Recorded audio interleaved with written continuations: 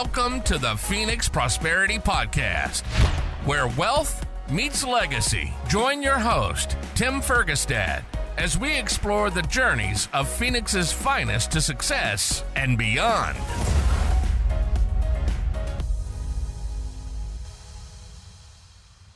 Hello, I'm Tim Fergestad. Thank you for joining us. I'm very pleased to have David Ogurek with me here today. David is the director of Caber Hill Advisors, a boutique investment bank that helps private business owners preserve their legacies and level the playing field for middle market companies. He's been with the firm since its inception in 2014 and provides valuation and advisory services to clients in both the healthcare and industrial spaces. Welcome to the show, David. Thank you, Tim. Thanks for having me. So we were talking right before the episode that you're coming out of Chicago, and you've been here a few years now? Yes, we're coming up on 3 years. My wife and I are both originally from Chicago, but we are very, very happy to be residents of the Valley now. Yes. Yeah, me too. I'm from Minnesota, as some of our listeners may know. And Midwesterner. Yes. Yeah. Hey. But it's we're not alone here. That's for sure. Right. It's always exciting to meet a native from here because they're pretty rare. Of course. Yeah. This is like Midwest West almost. And, a lot of people joke with me that this is Chicago's far western suburb. So right. The Valley is very welcoming, and we're very happy to be here. Well, it's you see it a lot now that it's football season. We're recording this in October in 24, and for example, they have something at the Cardinals Stadium called "Protect the Nest" because there's so many people here from the Midwest that it feels like a home game when you show up at the football stadium for the Bears or the Packers or the Vikings. Well, I should mention I'm going to the Bears-Cardinals game on November 3rd, so sorry to disrupt that for all the local fans, but right. I adopted the Cardinals as my other team, of course, yep. But always going to be Bears first. Right. Yeah, I'm cursed to be a Vikings fan first as well. You're 5-0. Yeah, good. Whatever. Yeah, we know better. Okay, well, excellent. Well, so if you wouldn't mind, can you give us a quick snapshot of your business right now, what you do, what your company does? Sure, I appreciate that. So, as you mentioned, I'm the director of Caber Hill Advisors. We are a boutique investment bank in the middle market. So our main service is to provide full sell-side advisory services to private business owners. And what that means is we help create the liquidity event for that business owner when the time comes, whether it's a retirement or whether they're bringing on partner for recapitalization. And we provide support from beginning to end of the process. Okay. And how quickly how soon should you be developing those relationships and helping people with those sort of plans? We always say as early as humanly possible. Right. The last thing we want to hear is, "Hey, I'd like to sell my business tomorrow," and that's one of the biggest problems we run into because really? It could be a very long runway. Some businesses may be ready if they did the right preparations. Right. But, as I mentioned, earlier, we look at ourselves, as the beginning, the end, the alpha and the omega of the conversation, where we may have that first conversation with the business owner. And in those conversations, we may realize there's some things that they may need to do over the next maybe 6 months to a couple years to help, get their business ready for sale, which will eventually maximize their value. So there's a lot of people involved in that exit planning process. Could be anyone from a estate planning attorney, wealth manager. Maybe we realize, they need some help on the financials. So maybe a fractional CFO to come in. Okay. And this is the network, I've built here locally of folks that can help with that process if we feel we need to bring someone in to maximize that value. Right. And then eventually at the end, when we feel that they're ready and they feel that they're ready, we go through and provide the full sell-side advisory process. A question on some of the timelines there. So let's say some of these books are not optimized for a sale. How long, what's sort of the time range that can take to get those cleaned up, depending upon the industry, So, obviously. yeah, it depends on the industry. That's correct. So, our firm is kind of split in two between healthcare and industrials, and we see more on the industrial side that the books need a little more help. So, Hmm. oftentimes we'll bring in a CPA firm to do a sell side QV, which is a quality of earnings, which they kind of pre-validate the numbers Okay. instead of just taking raw Right. financial reports and treating them as is. So that's an Right. extra step of validation before we even bring them to market, which A, benefits them, the business owner, and B, benefits that eventual buyer too, because they're Right. getting validated numbers ahead of time. Whereas they don't have to take guesses at, what a business may be worth based on some raw financials. Sure. Sure. And what sort of how about what's sort of the time frame that can take? It could take anywhere from a few months to, 4 to 5 months, depending on how big Okay. the company is. Okay. So I mean, and that's just, remember, one piece of the puzzle that we try to create. Okay. And then how long might it take for maybe you can talk about the healthcare versus the industrial companies, but to find a buyer once the seller has their plan and their package wrapped up. So we, on average, a full sell side process takes between 6 to 9 months, and Okay. that process starts on the day we're engaged by that business owner. There is a lot of work that's been done ahead of time. We've done some vetting of the business, vetting of the industry. Okay. We've done some research on, valuation ranges. We've done some research on who's buying these type of companies. So this is all done prior to that. But once we sign that engagement, it may take us 6 weeks, 8 weeks to get the book together and everything prepped and ready for launch. And in that process, we're doing our buyer search as well, an extended buyer Okay. search. So we've had, some deals in some industries may have a buyer list as low as, maybe 50, and we've had one in an industry that was 1,600 potential Wow. buyers. That's So nice. it really depends. And that's one thing we have access to is, you know, databases of who's buying what. We do our research ahead of time, and we make sure that, we're not leaving anything on the table for that business owner. Do you at Caber Hill Advisors, do you provide some of the structuring for the borrower or the buyer?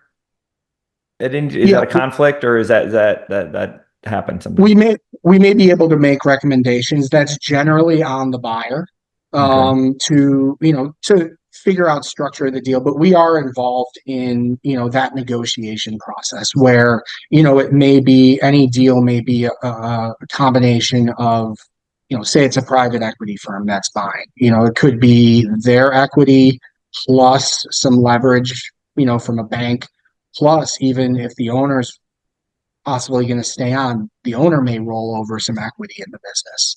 So we're, finding that right balance, what works best for buyer and seller. So, but yeah, we are involved in those conversations, but ultimately, it's the buyer's job to, Right. Right. secure whatever leverage they need for a certain deal. Okay. I imagine there's some benefits in being in the middle market. I know some people who struggled. They've done it, but it's just been a real pain. It's been well over 12 months to acquire certain companies, the smaller ones, right? Who some pest companies or some roofing companies. I know I have some buddies buying those and they're trying to consolidate a few and stuff, and the transactions are epic. and, Oh, it's ironically you mentioned those two. We didn't even talk about that specifically. We actually have a roofing company under LOI right now, and okay. the demand was vast for it, and pest, especially here in the valley, is incredible. There's, a couple consolidators that are really looking at smaller companies as add-ons to Right. become part of their larger business. So that's interesting you touched on those, because those are very, very familiar to us. Okay. Okay. And even though they may be smaller, once you're working with a client, you may probably help them transact on acquiring more.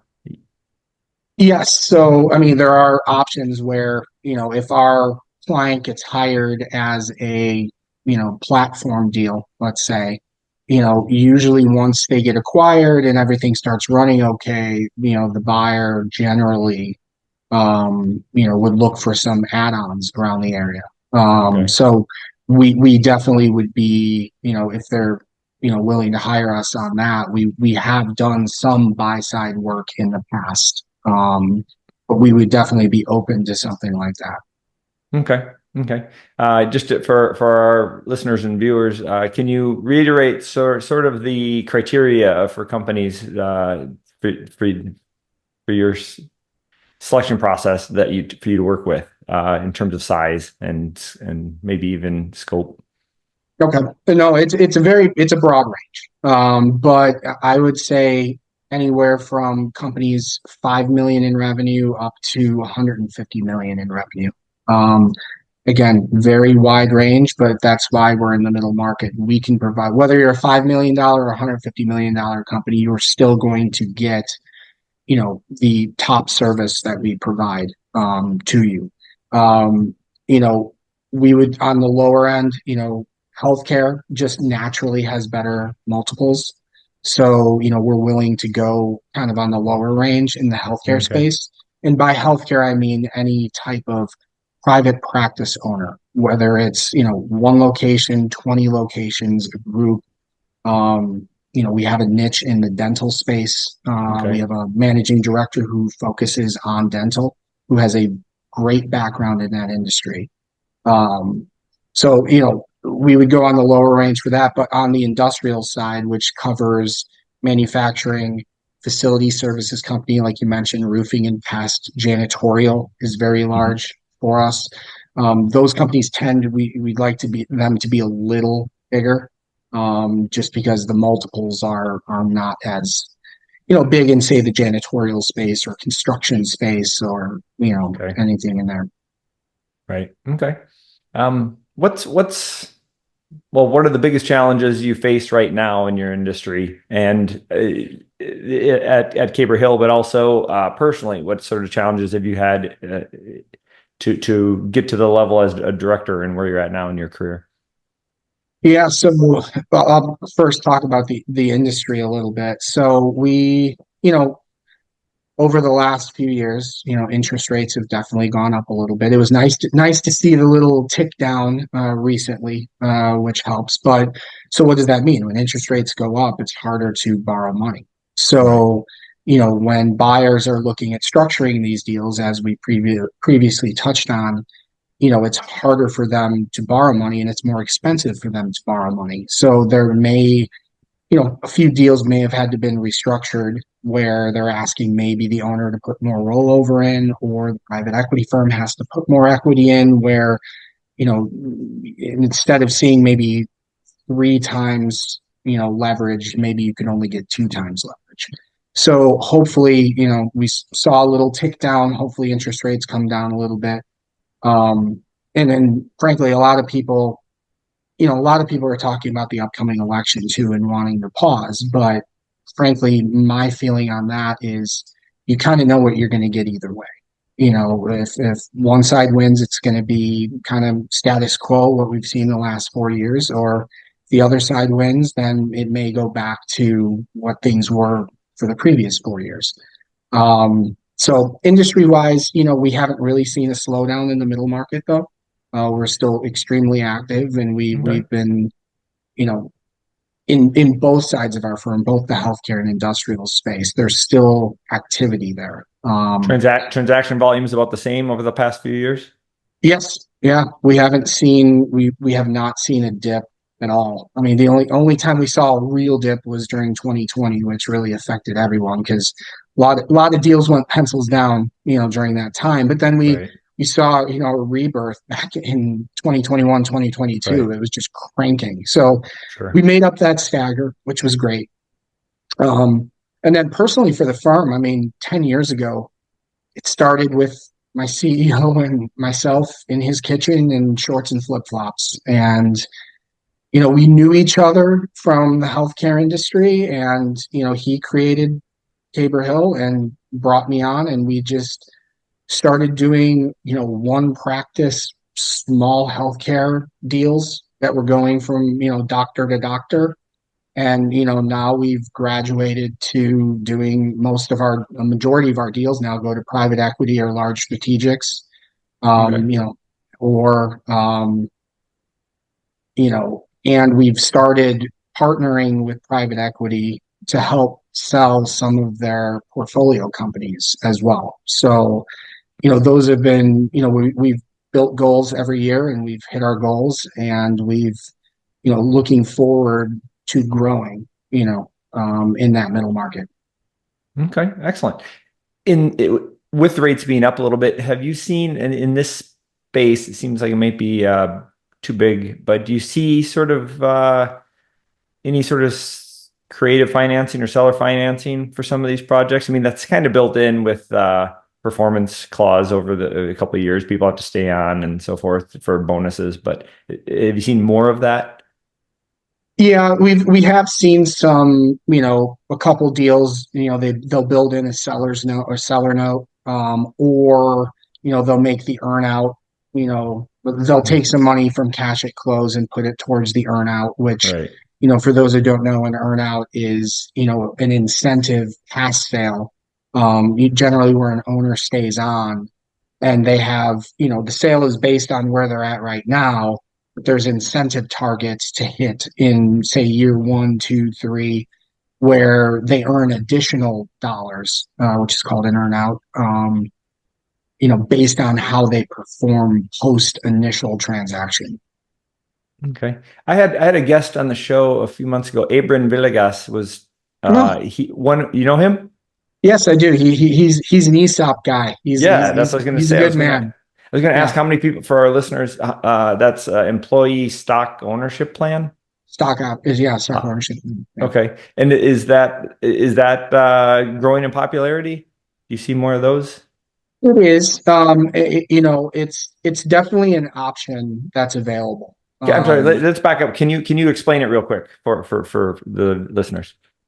So that is where, again, not being a subject matter expert, but Abram has, educated me, where I could probably speak at a 50,000-foot level. Um, an ESOP is essentially where your key employees get to buy into and become, small owners and investors in your own business over time. And the owner ends up maximizing their current value while keeping and incentivizing their staff. Auburn could probably explain it a little better than that, but it's a way to kind of keep everything in house while the owner gets to extract some value from the Right. business that they own Okay. instead of selling it outright to somebody. Right. So it's another sort of exit option It that is, is and maybe a little more favorable to the existing staff as compared to a private equity buyout. right, because not always. We've seen in a good amount of occasions where, a business owner, if they're the sole owner of the business, they do oftentimes take care of their key employees after the sale. Or if they're involved in assisting them get through the sale process, there's an incentive built in there, Okay. just saying, hey, when I sell, I'm going to give you a bonus of XYZ. That sometimes happens, but it doesn't always happen. Right. So you sometimes have a key employee that may not be in the loop, be like, whoa, wait a minute, you just sold your business? Like, what's going on? So, Right. that's part of the thing we try to identify as well, where, we don't want to leave anyone in the dark, because the last thing you need is sell your business and a couple of people leave. Right. Especially in the healthcare space, when you have, let's just use Key a dental office providers. for an example. Yes, exactly. Like, you want, you know, to incentivize your high producers, and you want to bring them in and you want to be upfront with them, because the last thing you want to do is blindside them. And then on day one, they leave. Right. So yeah, we make sure we try to identify key employees, but yes, to back up to the ESOP piece, that is definitely a way to incentivize your current staff while, getting some value out of your business for yourself. Yes, you've been growing a lot of the network out here for Caper Hill Advisors in the Phoenix area. What sort of impact are you enjoying out here when you're speaking of, trading companies and so forth? Right, of course. I mean, like LeBron's one of those people you just kind of randomly meet, and then it's funny when I was moving here like 3 years ago, and I was kind of laying the groundwork for moving. There were so many people that were like, "Oh, I have someone from Chicago that's already out there." I mean, I already had a group of people I started networking with, and then you know how it goes. You just meet certain people. You just kind of meet who you know the good people are in the valley, and Right. it just kind of expands from there. Like, oh, you should meet so and so, or oh, I run a happy hour for exit planners. Why Right. don't you come to that? And then you just kind of, you've got to, pound the pavement a little bit too, because I mean, I came in here completely raw, and now Right. I could say I have, a couple hundred people in my network that I would legitimately refer business to, as part of that exit Right. plan, people. Awesome. So for business owners who um, are thinking about exit options, right? Mhm. Let's say they run a physical therapy clinic or two. Um, what's the advice you would have for them if they just for when to start planning, who to reach out to, and what to ask about? Yeah, so it's funny. Two of the questions we ask, kind of day one, and it gives us really big insight into the mind of that business owner. Is if we're assuming it's a non-Hawaiian business, if we send you to Hawaii for 2 weeks and we take away your cell phone and you can't contact your business, will your business still be there when you get back? And you get multitude of answers. You get a lot of Sure. blank stares at first, but you get a Right. multitude of answers. One is, oh, no, I'm the business. I Right. can't go 5 minutes without anything. I have all the relationships. I run the show, whatever. Then you get the other business. Oh yeah, I have a great management staff. I check in maybe Right. once a week. I built this thing, but I trust my staff to run it Right. night and day. If and it actually makes that second business way more valuable Sure. than because reliance on owner is virtually not a lot, right? And the second question we ask is, okay, you're going to sell your business. You're, let's just say, 62 years old. You started this business. This is the only thing you've done. The buyer's going to want you to stay for about 6 months to help transition. On day 6 month and 1 day, you wake up. What are you doing? The blank stares again. Like, I haven't really thought about that. I mean, entrepreneurs are wired to work, Right. right? They need to think about what to do post selling their business. Sure. And that's really important because, you want them to kind of have a plan, going Right. forward. And that's even though it's after the sale, we want to make sure that they're ready for them and they're Right. thinking about that, right? Right. Um, yeah. Okay, that feeds into my next question, which was what after an exit, what percentage of them retire? What percentage of them want to start over? What percentage of them are looking for things like what I offer, right? Real estate Mhm. investments and stuff. They would just want the passive Right. income at this point. How are the different demographics? How do they transition?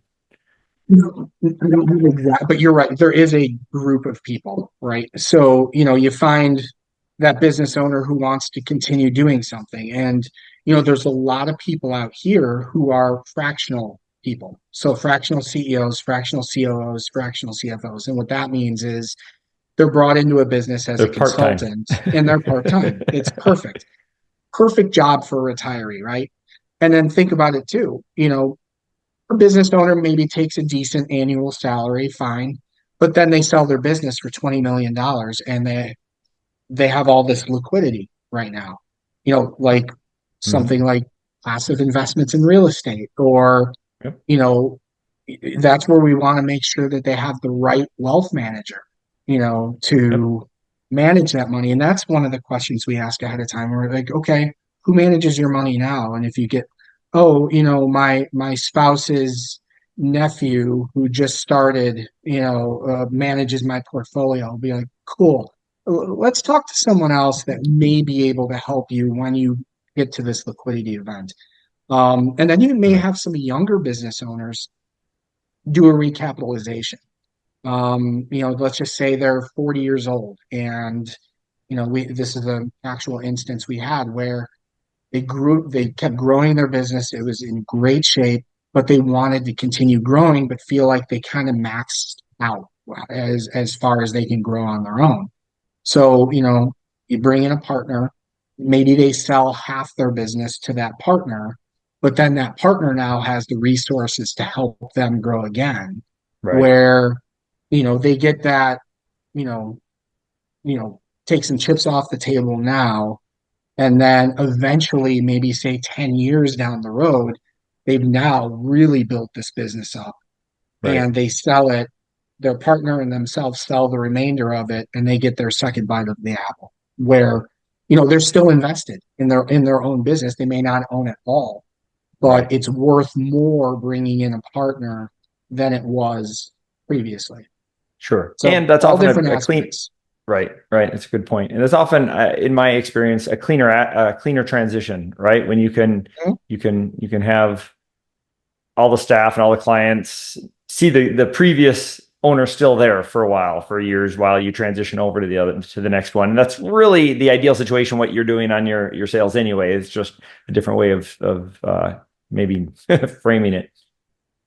Right. And I mean, another prime example would be, ironically, my parents were just in town this weekend. They were talking about our childhood dentist. He sold to a DSO, which is a dental service organization, Okay. 3 years ago. But they have a plan where you sell, you get some of the value of your business, but then they stay on for a minimum of 3 years. Okay. And it's a perfect retirement plan. So now they just went for an appointment and they're like, oh, there's a young associate working there now. Like, that's exactly the plan, where that business owner, the practice owner, does not have to scramble to sell his business, Right. at the last minute when he wants to retire. He can pre-plan, sell it, still have some, skin in the game, but just worry about being a dentist and not having to worry about the admin part of owning a practice for Right. the remaining 3 years of their working career. And then it's the DSO's job to make sure that they have a new person to take over. And then that's just a gradual handoff, where then they can ride off into the sunset, after they do their minimum 3 years. And it's a perfect exit for that practice owner. Okay. Excellent. So looking forward for Caber Hill, what are you excited about the next year or two here in Phoenix? Yeah, like I said, we may be a Midwest-based firm, but my job was to kind of bring Caber Hill out west. Wasn't the original plan of why I moved here, but I'm taking advantage of living here and Okay. getting the Caber Hill Advisors name out there. Okay. So, we really, while we've had some clients in Arizona, we want to expand our services out here and help more private business owners transition here in the Valley, as Okay. well as grow elsewhere, in the Midwest and, everywhere else across the country. Okay. On a similar vein, there's a question I like to ask people is, what do you wish you would have known sooner about building wealth and success earlier in your career? I mean, admittedly, not being I was very complacent. Okay. I worked for a large publicly owned company for years in the accounting department, doing multiple jobs. And, I was just very complacent, and I, admittedly just didn't open my mind a little bit to how to help other people, and how to actually really love what I do. And, Okay. The company I worked for, great company. They were a beverage company pushing sugary beverages on the public, great, but not my thing. It's not until I joined Caber Hill that I really feel like I'm providing a service Okay. to people that, you can't sell a business yourself, right? And Okay. we're helping people preserve their legacies. And it really makes us feel good that we're, you Right. know, doing this for people, and we are looking forward to continuing doing this into the future. Okay. Sounds like you were maybe not that passionate before, but comfortable enough to not grow and make a change. Right. I mean, I moved my way up a little bit at that company, but it really wasn't until I joined Caber Hill that you really feel like you have that direct impact on Right. someone's life and legacy. Sure. Big difference. Oh, it's a big difference. I mean, we it's nothing like a closing day when you get a selfie from the owner and their spouse with a bottle of Dom, just saying, couldn't have done this without you. Thank you so much. This is the best thing that anyone's ever done for me. And it's like, I could never have done this myself. Excellent. Very cool. Very cool. All right. Well, thank you, David, for sharing some time with us today and your insights and tips into business. Would you call it B2B transaction or overseen, or what would you call it? What would... Yeah, I would say mergers and acquisitions, M&A advisory, mergers and acquisitions advisory. Okay. If people would like to connect with you, what should they do? You can, go on our website, caberhill.com. You can find me on LinkedIn. And I'd be more than happy to have a conversation with you, whether you're a business owner or whether you're involved in the exit planning process. I'm more than happy to have a conversation and see how we can help out. Excellent. Excellent. I will definitely be referring people to you, and I look forward to hearing more about how these transactions unfold for people in Phoenix. Thank you, everyone, for watching. Thank you again, David, for sharing your story and insights into success and impact in Phoenix. Well, thanks for having me, Tim. I really appreciate it. Inspired by our guests? Visit PhoenixProsperityPodcast.com/guest and join us on the show and share your success story with Tim. The spotlight awaits.